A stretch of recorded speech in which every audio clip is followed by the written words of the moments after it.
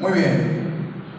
Hoy comenzamos y le damos ya la parte final a este tema que arrancamos el miércoles pasado con una serie de enseñanzas y tiene como título La falsa reverencia a Dios y a su palabra. Estamos viviendo en un tiempo donde mucha gente dice que está dando la reverencia a Dios, pero de la boca para afuera. Mucha gente dice que Dios es maravilloso, que Dios es santo, que Él es el primer lugar en su vida, que no pueden vivir sin Dios, que de una forma u otra Dios es el centro y la fuente de su vida y salvación. Pero en el hecho y en sus actitudes y en su pasión y en su forma de ver y acercarse a Dios es totalmente lo contrario. Entonces ese es nuestro tema, la falsa reverencia a Dios. Y una pregunta en este tema es: ¿Dios habla a través del desorden emocional? Una pregunta que usted tiene que pensar ahí, meditar en ella. ¿Dios habla en el desorden emocional? Ahí usted se responde. Y le ponemos abajo, ahí verdad, una letrica: cuidado con las emociones. ¿Dios habla en el desorden emocional? Obviamente que no. Cuidado con las emociones. Entonces, este es nuestro tema. Uno de los problemas más importantes que tiene el cuerpo de Cristo y su iglesia en estos últimos tiempos que estamos viviendo, sin duda es el emocionalismo, el misticismo, el positivismo, claro, liderado con la apostasía a la cabeza, que la apostasía incluye todas estas cosas. Dice la Biblia que no vendrá el Hijo del Hombre hasta que se manifieste que la apostasía. En la apostasía está incluido lo que es la prédica del positivismo, la prédica del misticismo y el emocionalismo a la cabeza.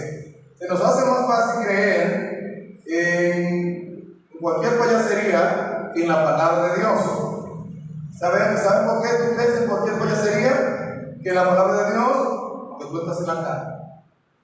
Porque si estuvieras en el Espíritu, te dieras cuenta que lo que te están entreteniendo y echándote cuento, y no estás en el Espíritu.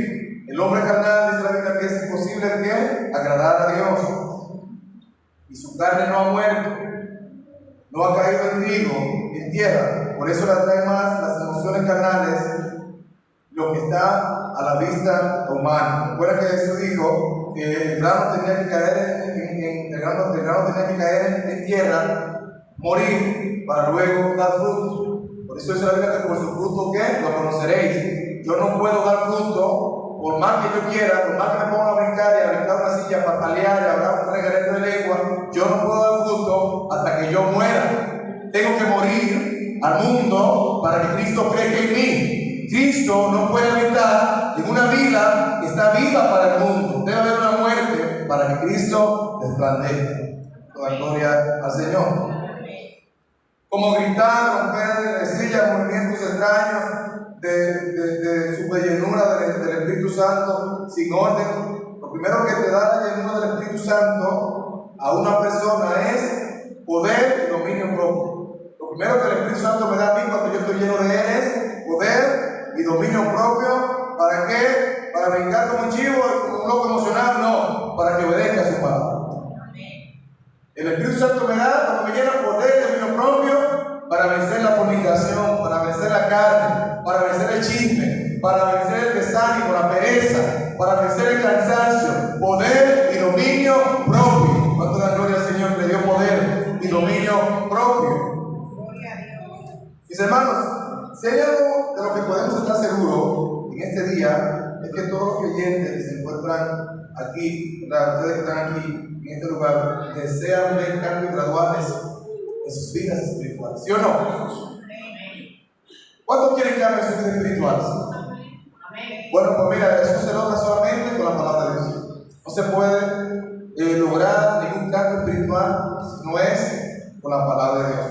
Todo verdadero creyente se encuentra en un proceso de santificación. Después del proceso que se usa mucho ahora en el misticismo y esta prédica de apóstata, el proceso que se estudia perfecto, que bendice el proceso es simplemente un tiempo. El proceso es un disparate. Tienes que pasar la prueba que Dios te pone. El tiempo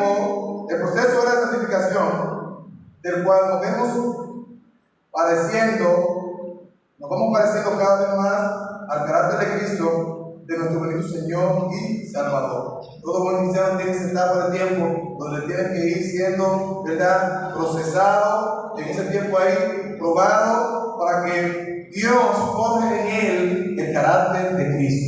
¿A quién tiene que parecer un cristiano? A Cristo. ¿Cuántos son cristianos aquí? Tienes que parecerte a qué? A Cristo.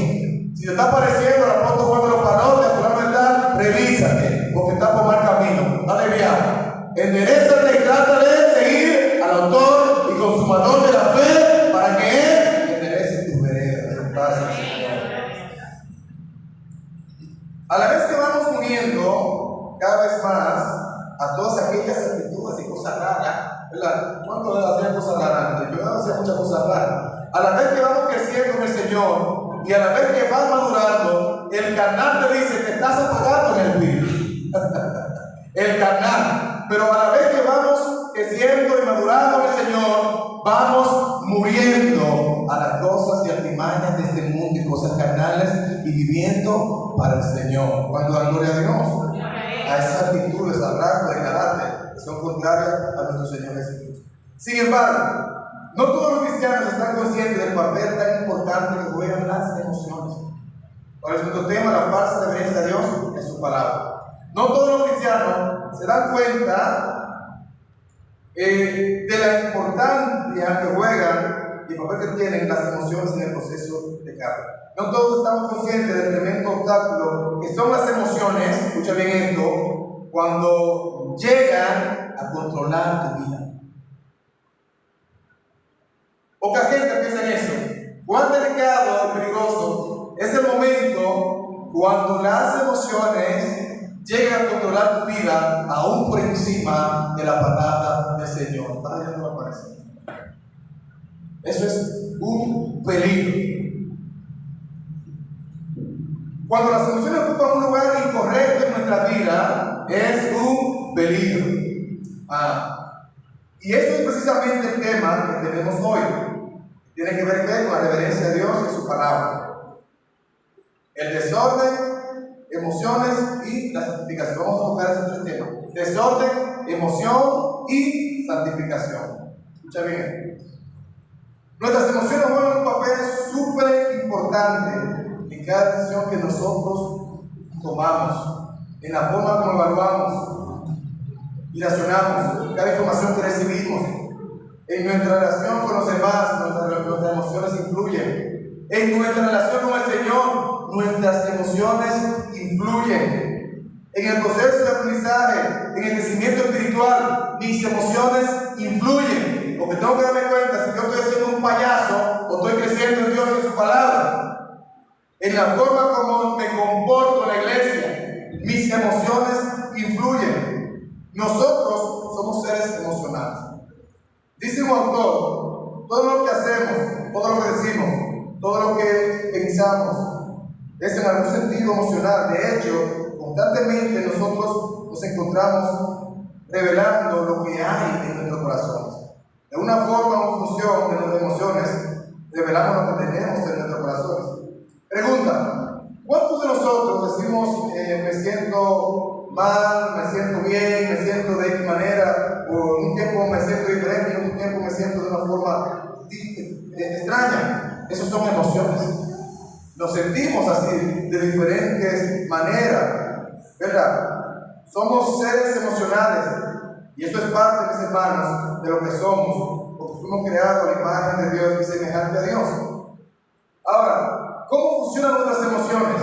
Ese aparato emocional que Dios colocó en nuestras almas. ¿Cómo funciona?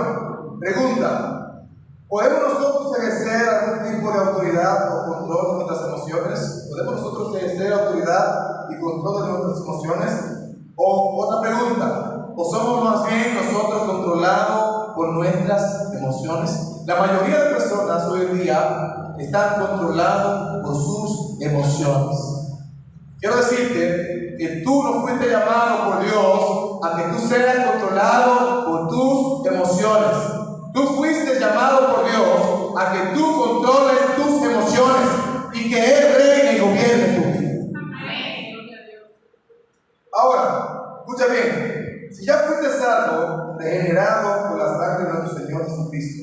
único Salvador, ¿cuántos fueron regenerados por la sangre de Jesucristo? Escucha bien, deja de ser un títere de tus emociones. Si fuiste regenerado por la sangre de Cristo, es tiempo de que madures y dejes de ser un títere de tus emociones. Controla. No te dejes influenciar de doctrina de hombre, doctrina de demonio. ¡Ay, qué bonito habla! Tendrán comezón. Escuchar, ¿verdad? Su final, o sea, ya no sufrirán la sana doctrina. Ya no les interesará escuchar la sana doctrina. ¿Escucharán qué? Doctrina de hombres y de demonios. Dios te dio un espíritu superior de poder y dominio propio para que des frutos dignos de arrepentimiento. ¿Cuánto da gloria al Señor por ese espíritu, verdad, superior?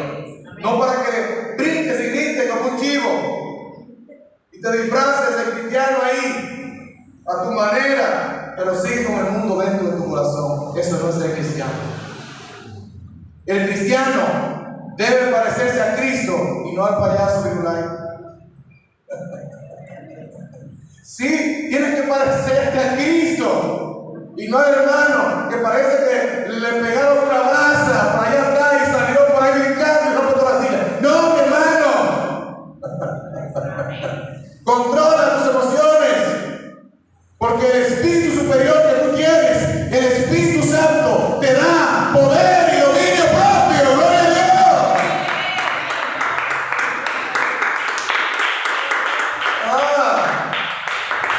Porque me levanté esta mañana, pastor, con una cuaja y me quedé acostado en la cama. Pues tú no tienes el Espíritu superior. Tú tienes el Espíritu superior de la carne y del diablo, pero no el Espíritu superior de Cristo. Porque el Espíritu superior de Cristo te dice claramente: Él murió por ti, por tus pecados, en la cruz del Calvario, y en Él somos más que vencedores. ¡Aleluya! ¡Gloria a Dios! Y ese Espíritu superior te dice: ponte la pila. Levántate, aún he de adorar. Gloria al Señor. ¿Qué dice la Biblia? 1 Timoteo 1:7. Mira qué dice la Biblia. Porque no nos ha dado Dios un espíritu de cobardía, sino de poder, de amor y de dominio propio. 1 Corintios 14:33. La cita bíblica guarda en el momento que usted va a pelear con esa carne que tiene. 1 Corintios 14:33, versículo 40. Porque Dios no es un Dios de qué? De desorden. Qué bonito, ¿eh? Porque Dios no es un Dios de qué? De desorden. 1 Corintios 14:33, ahí en esa iglesia que estábamos, que hacían una locura. El Señor nos salvó, ¿verdad? Y nos libró. Porque Dios no es un Dios de desorden, sino de paz. Gloria al Señor. Como es costumbre en las congregaciones de los creyentes, pero todo debe hacerse de una manera apropiada y en orden. ¿Qué tiene que haber en la casa de Dios? Orden. Ahora pregunta para ti, esto piensa. ¿Tú relacionas la presencia de Dios por las emociones manifestadas o por la exposición de la palabra de Dios? Eso es algo que tú tienes que pensar. ¿Cómo refleja la gente allá afuera? Quiero que nadie, muchos hermanos, la presencia de Dios con emociones, con manifestaciones raras, con cosas que otro dijo, cosas extrañas. Y la pregunta es esa: ¿cómo tú manifiestas la presencia de Dios en tu vida o en el mensaje? ¿Por la exposición de su palabra o por emociones? Ojo acá, muy importante. Dios siempre está donde se pone su bendita palabra. Dios siempre estará donde hay 2 o 3 reunidos en su nombre y donde se ponga su palabra no adulterada. Gloria al Señor. Allí que está Dios. Así que no importa cuánto te emocionó el hermano Pacheco, ahí no estaba Dios. ¿Por qué? Porque ahí había desorden.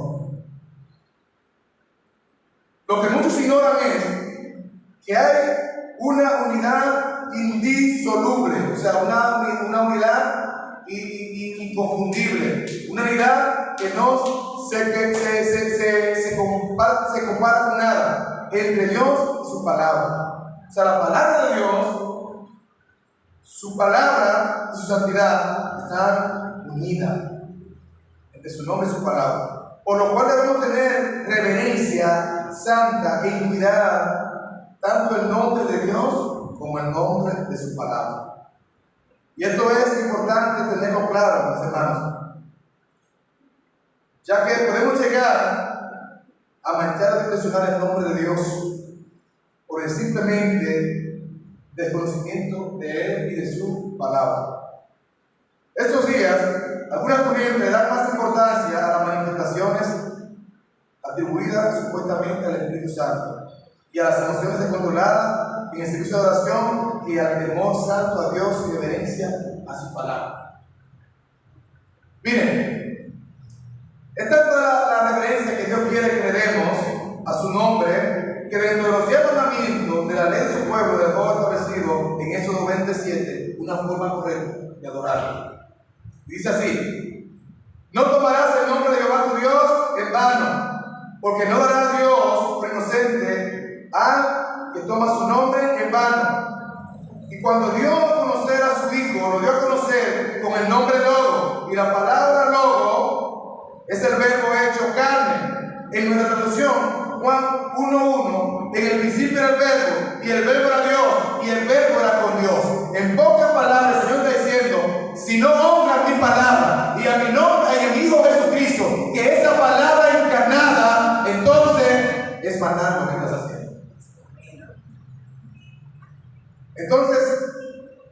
Entonces, ¿por qué si en todas las revelaciones bíblicas se observa claramente que existe una relación tan sublime, tan santa entre el nombre de Dios y su palabra, por qué hoy siguen ensuciando el nombre de Dios con tantos disparates? Algunos dan hasta la patada santa. ¡Recibe!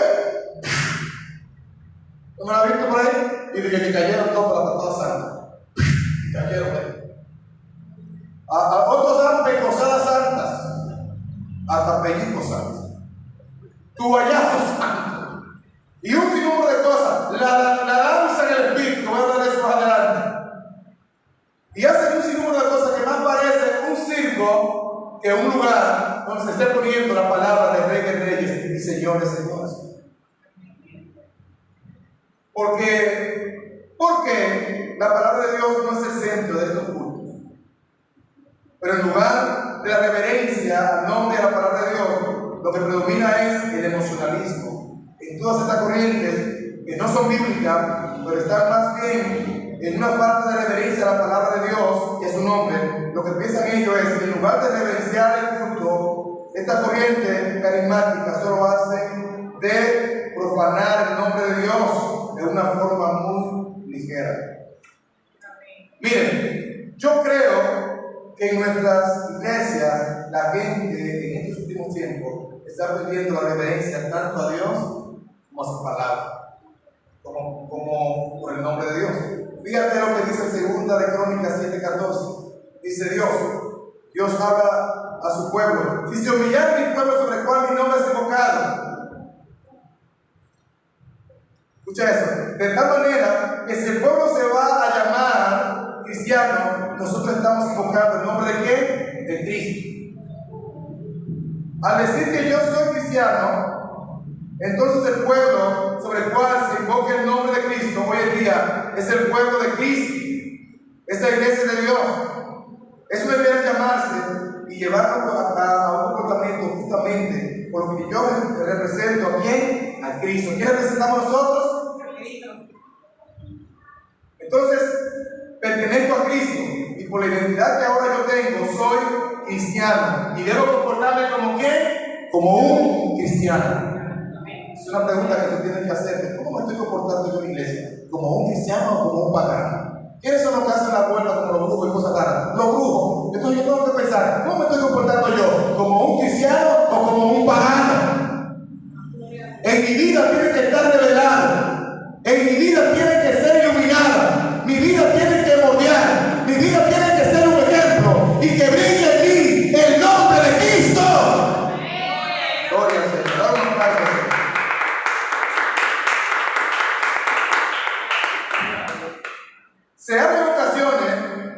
Se habla en una ocasión, aquí, voy a poner este ejemplo, de que Alejandro Magno tenía un soldado, unos jóvenes soldados, pero había uno que se estaba comportando mal, ahí, ¿verdad? Grecia. Y se estaba comportando mal. Y este soldado lo mandaron a llamar al general, lo mandó a llamar y habló con el jefe, que era Alejandro Magno. Y le dijo a Alejandro Magno: tráigame a ese joven para yo llamar la atención. Y Alejandro Magno, me encanta esta historia, le pregunta al joven, le dice: joven, ¿cómo te llamas? Alejandro Magno. Alejandro, le dijo: joven, ¿cómo te llamas? Alejandro. Y Alejandro Alejandro le dice: mira, si no cambias ese comportamiento, ya no te llamarás más Alejandro. Si quieres seguir llamándote Alejandro, tienes que comportarte bien. Entonces yo creo que pudiéramos pasarlo a la iglesia. Pudiera Jesucristo preguntarnos: ¿cuál es tu nombre? Y usted diría: bueno, yo soy cristiano. Y Arabacuco, Rentel, cosas raras, ¿verdad? O un sinnúmero de cosas, yo soy de la secta tal. Y Cristo te dice: bueno, tú no te pareces a mí. O te llamas pagano, o te llamas cristiano y obedeces mi palabra y me sigues a mí, o te cambias el nombre y te llamas pagano, porque a mí tú no me representas.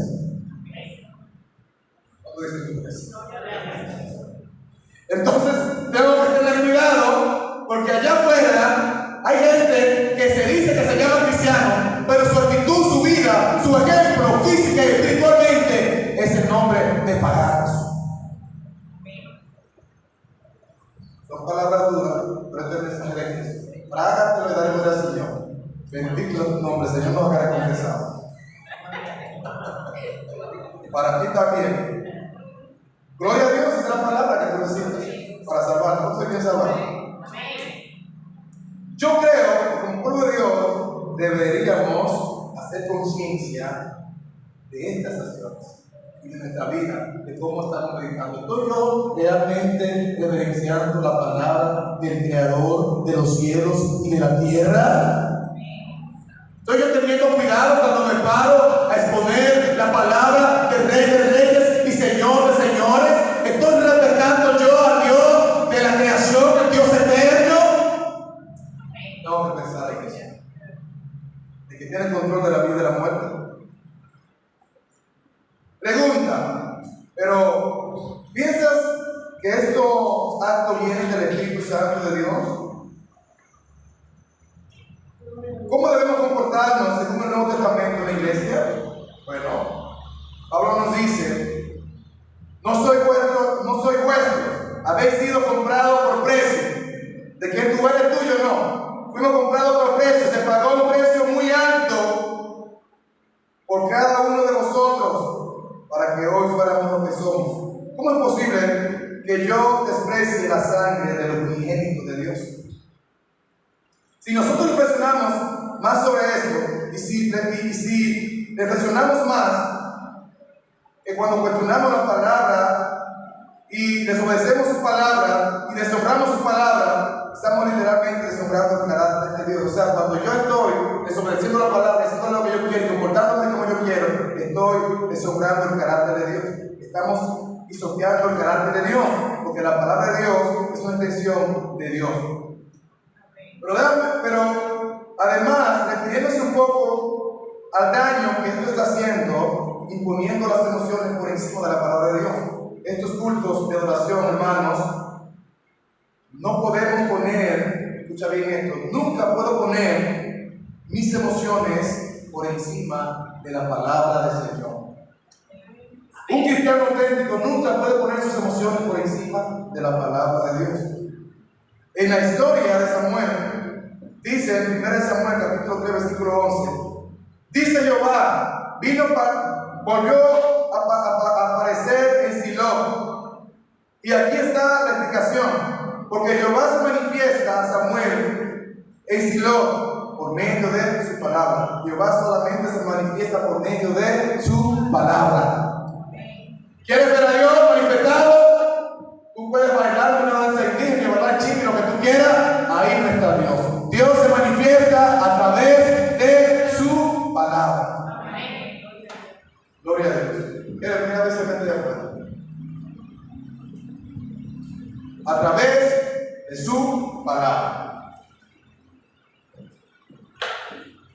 En otras palabras, ¿dónde habita el Señor y dónde está el Señor? ¿Dónde se manifiesta qué? ¿Y dónde está su palabra? En el orden. Es muy importante que ustedes tengan esto. Entonces, ¿dónde se manifiesta Dios? ¿Dónde está ¿Y dónde está el Señor? ¿Dónde hay orden? Porque su palabra trae orden. No hay manifestación de Dios en el desorden. Como gloria a Dios. Entonces, en términos más claros, ese pasaje quiere decir que aunque se vean estas manifestaciones raras, antibíblicas, supuestamente por Dios, Dios es un Dios de orden. Y te da poder y dominio propio. Y si la carne te quiere salir, mi hermano, dile, carnita, contrólate. Cristo gobierna mi vida. Por eso, si no se está poniendo la palabra de Dios ahí, Dios no está ahí. Escucha bien. Si el mensaje que tú estás escuchando es un mensaje apóstata que contradice el mensaje de Cristo, Dios no está ahí. Sino más bien las emociones al pecho y a flor de piel. A ver, les cuento un chiste para que se vean un chiste. Una vez estaba predicando, yo estaba con unos pastores creo que en Cotuí, y el pastor tenía como unas media hora poniendo la palabra y la gente estaba serena escuchando, ¿verdad? Algunos hermanos se dormían, no sé si el cansancio del trabajo, pero algunos hermanos se durmieron, y el pastor de repente cambió el mensaje y empezó a chillar como un chivo. Y yo le digo, al final del mensaje, ¿pero qué pasó? ¿Por qué tú tuviste que ponerte a chillar como un chivo en medio del mensaje? ¿Y sabes qué me dijo? Es que tenía que motivarlo porque ellos estaban desanimados. Y yo dije, qué barbaridad, Señor. Bendito sea el Señor. Lo que te motiva, lo que te apasiona, lo que despierta en ti el querer como el hacer para obedecer a Dios es su palabra santa. Si ya tu palabra no te motiva, entonces estás por un camino equivocado, querido hermano. Tienes que volver a tomar su senda, su camino. Hermanos, donde no está la palabra de Dios, simplemente Dios no está. Y es importante esto en el día de hoy, porque hay muchas personas que identifican la presencia de Dios por los saltos o por los altos volúmenes de la música, ¿verdad? Si le sube la música mucho, Dios se va a mover, y la oración, entre más alta está la música, entonces Dios más se manifiesta. Y salgo de ahí con un oído lisiado, ¿verdad? Y enfermo de la cabeza, porque Dios no está en el volumen de la música, Dios no está en cuanto yo lo sé, Dios está en la exposición de su palabra. Pero si tú estás en un servicio de oración donde la música y la forma como se conduce, todo se sube bien alto, entonces el emocionalismo subió de grado. Pero allí no se puso la palabra de Dios, y ahí solamente se puso la manipulación. Entonces es tiempo de que te des cuenta de que no estás en el lugar correcto. Y esa es la palabra, es radical. Y los que asisten a estas congregaciones la verán como algo extrema, pero esa es la palabra de Dios revelada, la Biblia. Ejemplo, déjame continuar apoyando esto. No sé cuántos de ustedes están familiarizados con el término del Targum. El Targum es una herramienta en el hebreo que se usa, en el Antiguo Testamento usa mucho los hebreos para leer contextos bíblicos, en el contexto antiguo. Y en el Targum, en el libro de Hebreo, dice un verso, dice que Moisés sacó al pueblo a encontrarse con Dios por medio de la palabra. Y uno de los Targum dice, más claro, creo que el Targum de Jonathan dice, Moisés sacó al pueblo a encontrarse con Dios por medio de su palabra. O sea, el pueblo entendía claramente que la identificación con Dios era exclusivamente a través de su palabra. Nunca te vas a encontrar con Dios sin la exposición de su palabra. Te puede ir a la cueva de San Cristóbal, te puede ir a la cueva de Barahona, y si no tienes un choque y una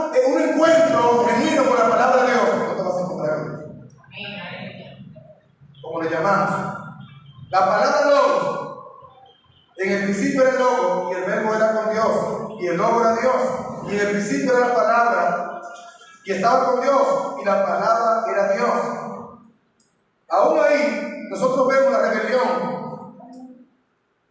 Y Dios, la rebelión que hay, ¿verdad?, de mucha gente, y vemos también la relación entre Dios y su palabra, Romanos 12:1, define cuidadosamente, y debe ser claramente, vamos a leerlo, dice: por tanto, hermanos, les ruego por la misericordia de Dios que presentéis vuestro cuerpo, Romanos 12:1, en sacrificio vivo, santo a Dios y agradable, que es nuestro culto racional. Escucha bien, no es tu culto del otro, no, nuestro culto racional, nuestro culto en orden. Orden no es una locura, orden no es un circo, orden no es brincar y patalear como un loco. Por ejemplo, tenemos la supuesta danza en el espíritu. Y tú sabes si hay alguna norma en el Nuevo Testamento, en el Antiguo Testamento, de danza en el espíritu. No hay ninguna norma de danza en el espíritu. Pero la realidad es que esa idea no aparece en la Biblia y no tiene ningún lugar de danza en el espíritu. Así es, no hay una norma en la palabra de Dios para una supuesta danza en el espíritu. ¿Con qué soportan esto mucha gente de denominaciones?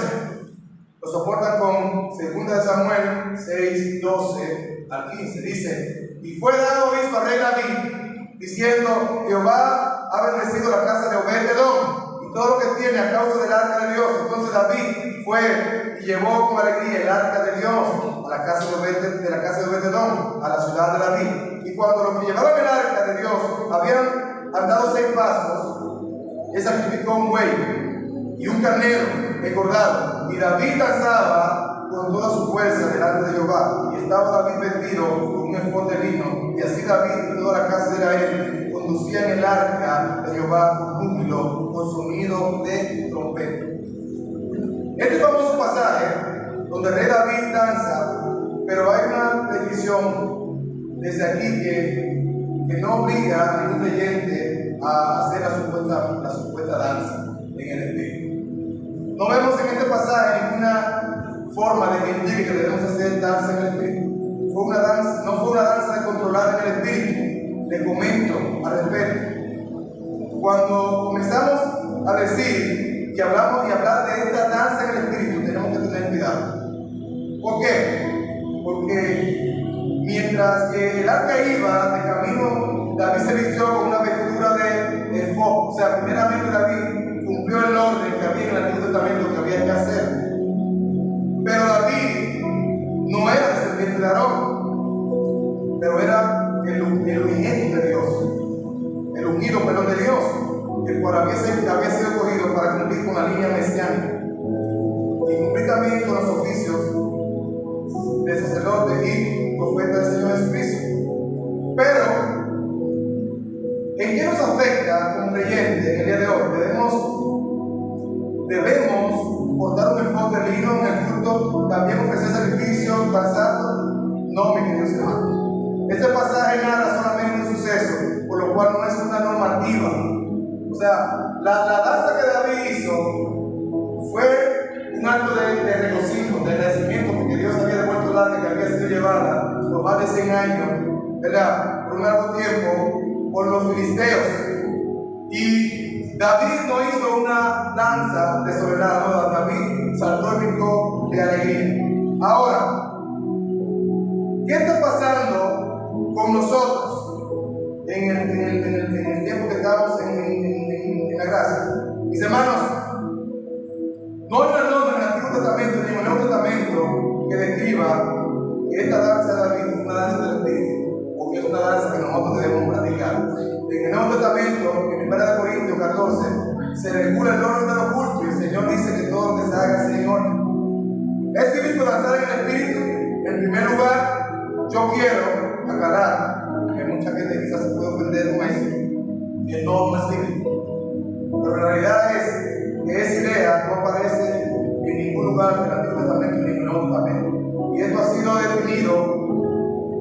definido como creyentes que supuestamente están bajo el control del Espíritu Santo y que supuestamente danzaron una danza sin control. No hay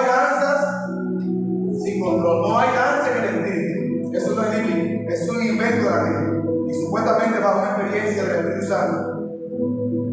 Y produjo en muchas iglesias y en grupos que es una supuesta danza del espíritu. Yo recuerdo que en muchas ocasiones, en que también ha pasado, ver personas que supuestamente danzaron en el espíritu y que experimentaron supuestamente una manifestación descontrolada en el espíritu y que fueron estremecidos y fueron tirados por ahí en el suelo. Y algunos decían hasta un rock. Pero yo pude percibir que eso no era ninguna danza en el espíritu. ¿Por qué? Porque 1 Corintios, versículo 14, Dios habla acerca de cómo se deben hacer los cultos y del abuso de los dones. Dice que nuestro Dios es un Dios de orden y no de confusión. Cuando pasa que supuestamente danza en el espíritu, lo que trae es confusión y desorden a los hermanos. ¿Sí o no? Y en cuanto a estas cosas se producen en un desorden. Una vez más, yo tengo que recordar que nosotros venimos de un trasfondo animista, o sea, venimos de un trasfondo de qué?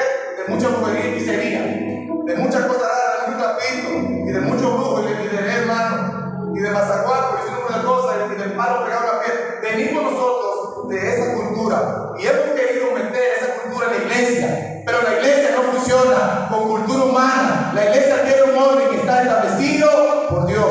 Mi casa será llamada casa de adoración y santidad a su palabra. Amén. Y ciertamente hace que de una forma u otra mucha gente tenga confusión y que la palabra de Dios no te confunde, te da claridad. Y un ejemplo de esto tenemos cuando el profeta Elías, ¿recuerdan al profeta Elías? Cuando fueron y tenía varios días sin llover y fueron llamados y llamaron a los profetas de Baal, y el profeta Elías le dio paso a pie a los Baales, ¿recuerdan? Y ellos empezaron a buscar a su Dios y hacían que todo tipo de locura y alzas y se golpeaban, y era la tarde y su Dios no había respondido, y ya se golpeaban y gritaban como frenéticos: ¡ah! ¡Respóndenos! ¿Y escuchó Baal? No. ¿Y te escucha Dios a ti como siendo un loco frenético? No, no te escucha. Gloria al Señor, ¿verdad? Y ahí estaban. Mírenlo ahí el texto, ¿verdad? Segunda de Reyes, versículo 26, capítulo 18, versículo 26. Y que ellos tomaron el novillo que le dieron y lo prepararon, invocaron el nombre de Baal desde la mañana hasta el mediodía, diciendo: ¡oh Baal, respóndenos! Pero no hubo voz y nadie le respondieron. Y danzaban alrededor del altar que habían hecho. Y más adelante el texto dice que ellos seguían danzando y se sacaban la espada y se daban cosas, sacaban sangre por sus costumbres paganas, con espadas, y la sangre corría sobre ellos. Y sucedió, dice el versículo 29, pasando el mediodía, que se pusieron a gritar frenéticamente como locos, hasta que la hora de ofrecer sacrificio llegó en la tarde, pero no hubo nadie que respondiera. Nadie respondió y nadie hizo caso. Hermano, justamente, pero Elías no danzó ni gritó ni nada, Dios que escuchó, porque obró que su palabra, por la gloria del Señor.